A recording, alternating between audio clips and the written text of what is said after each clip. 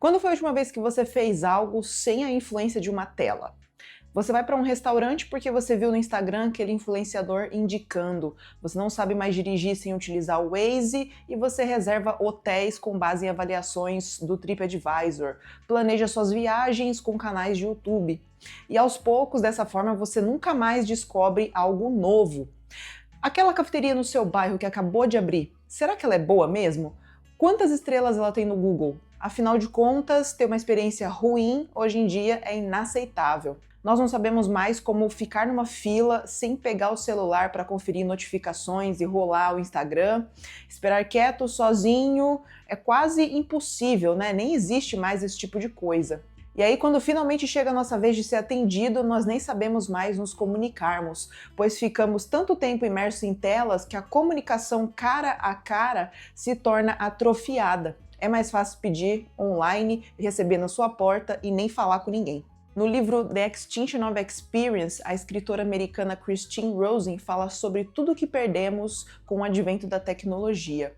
Como esperamos nossa vez, como entendemos o outro, como sentimos o outro, como vivemos no presente. Vamos falar mais sobre isso nesse vídeo? Olá, meu nome é Letícia Souza, seja bem-vindo ao Projeto Luminis, se inscreva nesse canal e já deixa o seu like aqui nesse vídeo. Eu sou uma pessoa muito fã de tecnologia, mas não dá para negar que em alguns momentos ela se torna uma ferramenta que nos distancia das experiências do mundo real.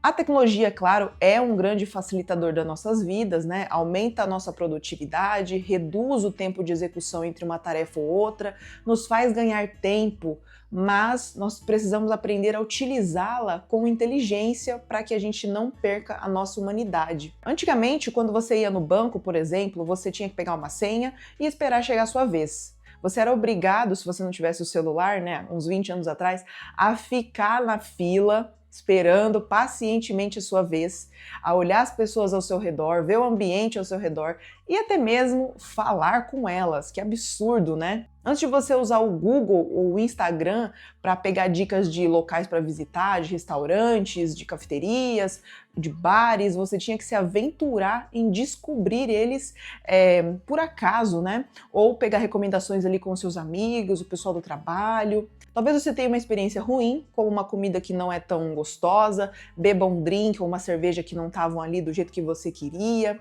mas é se expondo fisicamente às situações do dia a dia que você passa por uma situação que raramente acontece com nós hoje, que é a aleatoriedade da vida. Talvez você tenha uma conversa incrível com alguém ali na fila do banco, uma conversa que vai dar um estalo na sua cabeça sobre uma ideia.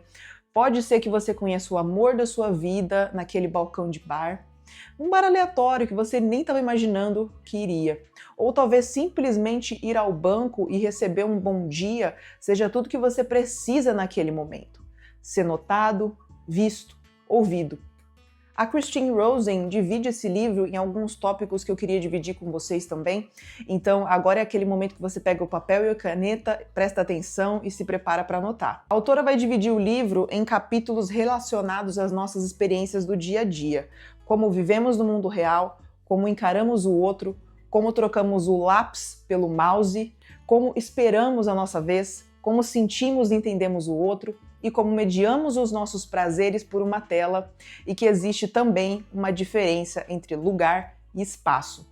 Conforme a tecnologia avança, as experiências no mundo real também se alteram. Por exemplo, vamos trabalhar sempre com exemplos aqui. Se você vai em um restaurante ou um ponto turístico muito famoso, você vai notar que hoje em dia todo mundo está mais preocupado, a maior parte das pessoas, eu diria, em tirar fotos, gravar conteúdos, fazer vídeos e compartilhar ali tudo em tempo real com seus amigos e na rede social, ao invés de viver e sentir aquele momento. Todos aqueles vídeos e compartilhamento no feed é mais importante do que estar lá. Degustar a comida, observar o ambiente, sentir a natureza. Então, será que quando você viaja, você aproveita o seu momento ou você passa a maior parte do seu tempo produzindo conteúdo? Depois você volta para casa com uma galeria com mais de 1000 imagens, com tudo compartilhado nas redes sociais. Não existe mais aquele famoso álbum de fotos de família, onde você revela tudo e volta algumas vezes por ano para ficar se lembrando dessas memórias tão preciosas, né? Nada é mais revelado, materializado. Eu me lembro que quando eu era adolescente, eu acompanhava um programa que eu não sei se vocês acompanharam também, né? Acho que não sei se é muito nichado esse assunto, mas eu acompanhava um programa de um cara chamado Anthony Bourdain. Ele é um chefe americano e escritor, e ele tinha um programa na TV a cabo. Na TV a cabo? Vocês lembram disso? Será que a gente tá ficando velho? Enfim, ele tinha um programa na TV a cabo chamado No Reservations, Sem Reservas, e ele pegava e viajava pelo mundo de uma maneira muito diferente dos programas de viagem da época.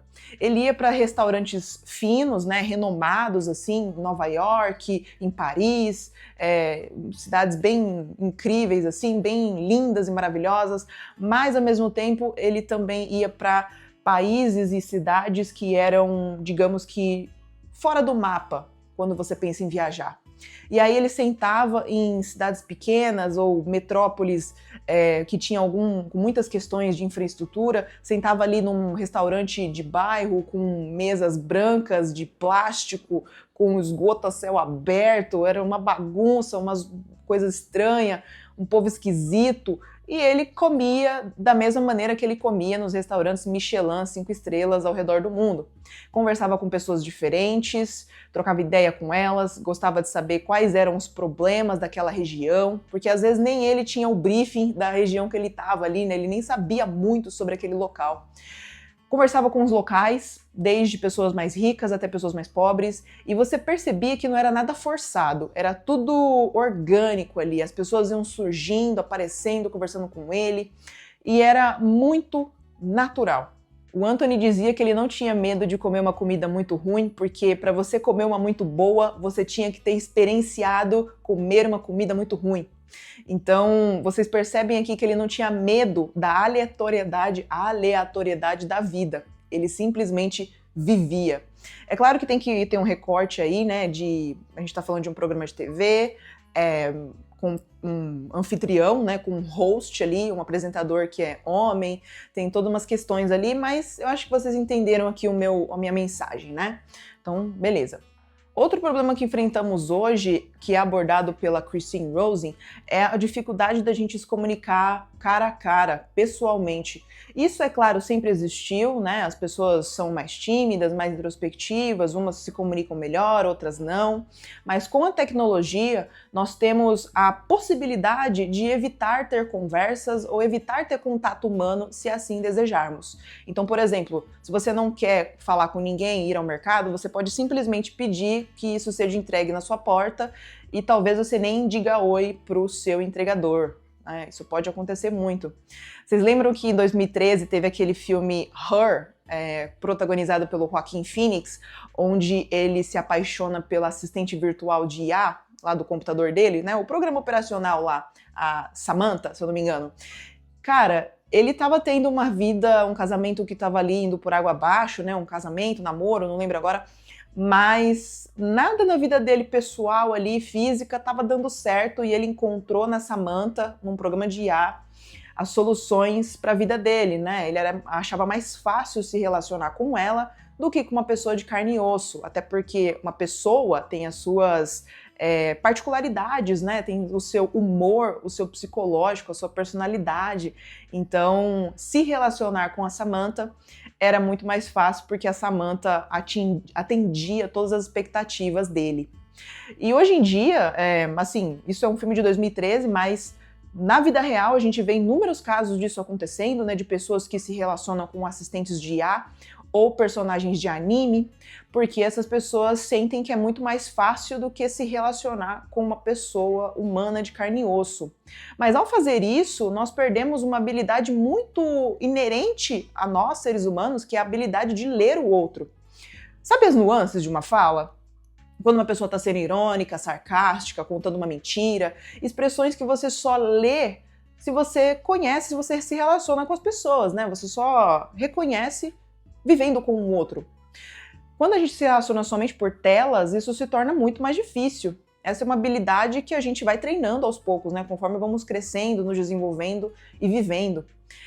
E ao fazer isso, ao nos relacionarmos apenas pela tela, nós nos tornamos distanciados uns dos outros. Ficamos imersos em uma tela o tempo todo, nos relacionando com pessoas do outro lado do mundo, mas gaguejamos ao falar pessoalmente com outro humano num restaurante quando ele vem perguntar se a gente já definiu o que a gente vai querer comer ali no restaurante. Ao invés de estar lá fora experienciando a vida real e melhorando as nossas habilidades sociais, nós estamos trancados em casa. Eu acho que da pandemia para cá a gente sentiu bastante esse tipo de coisa, né? O quanto a vida real lá fora se tornou massacrante para algumas pessoas.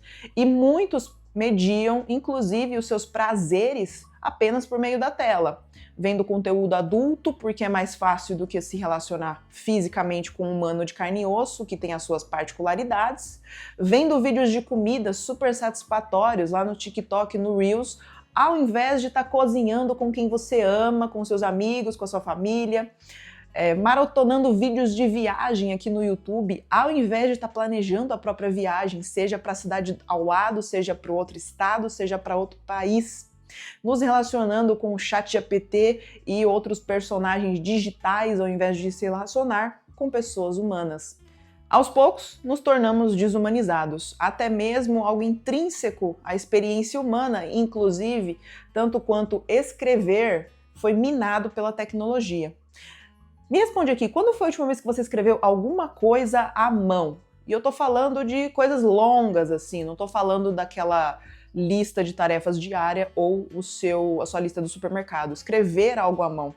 Tudo o que escrevemos hoje é basicamente por meio de uma tela, mas a habilidade da escrita é indispensável para a fixação de novos aprendizados, como eu falei no meu último vídeo. E ao deixar de lado a escrita, nós apagamos mais de 3.000 anos aí de história.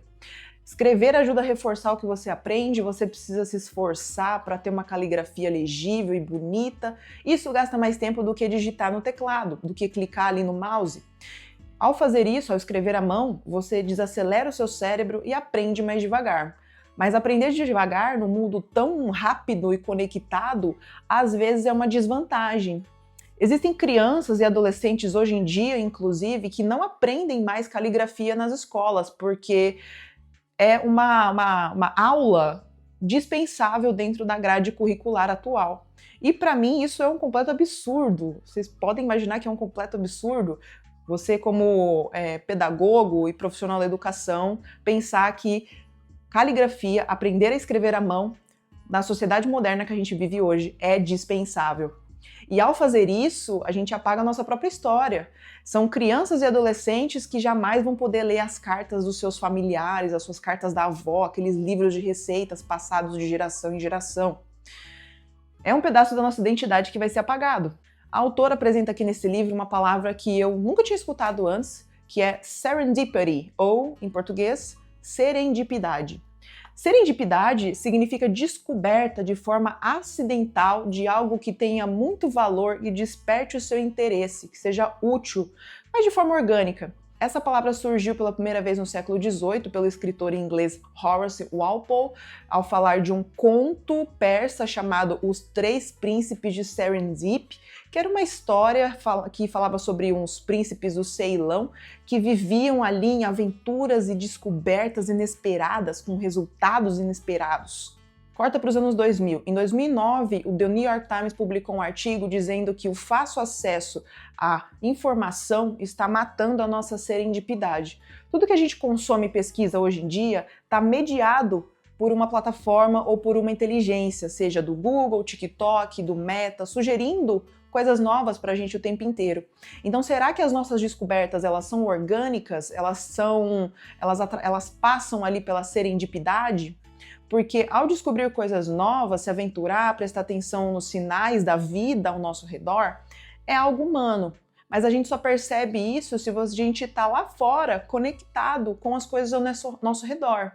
Então, se a gente busca pelas coisas por meio da tecnologia, será que a gente está afunilando as nossas descobertas?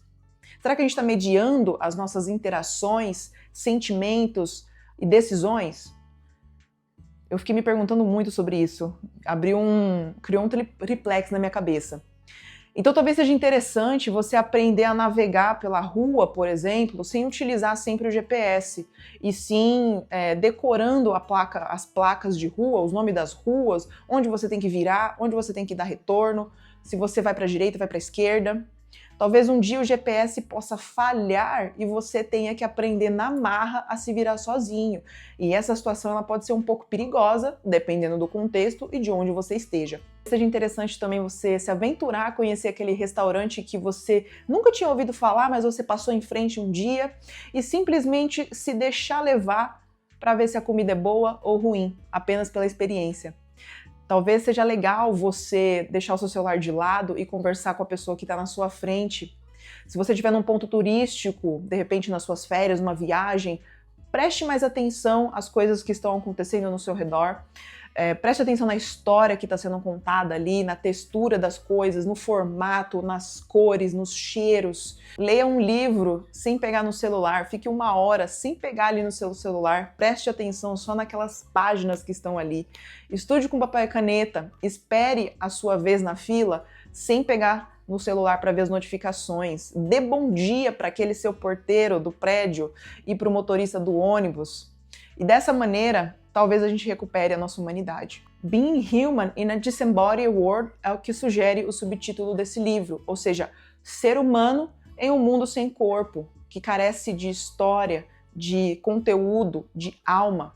E não é esse tipo de ser humano que eu quero que nós sejamos.